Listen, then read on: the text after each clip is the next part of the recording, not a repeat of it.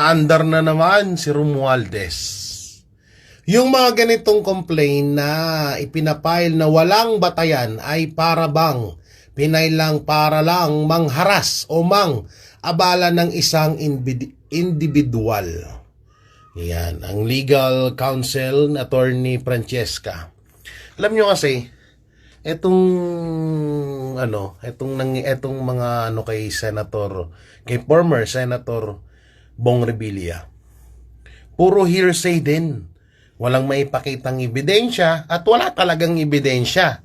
So sa madaling salita, ito ay may parang napupulot nila lang sa basurahan yung mga issue. Halimbawa, may isang tao na lumapit kay Romualdez, lumapit kay Remulla, lumapit sa kung kanino mang tao na mainit sa mga Revilla dahil nga ang mga Revilla hindi pumirma yan sa impeachment ni BP Sara.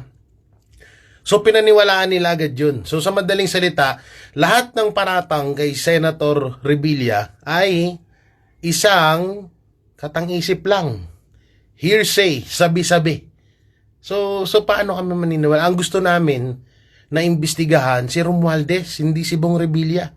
Dahil yung kay Romualdez may ebidensya. Yung kay Bong Revilla wala. Hearsay nga lang eh. 'Di ba? Diversional tactic talaga mga pinagagawa nyo, mga yudipunggol kayo.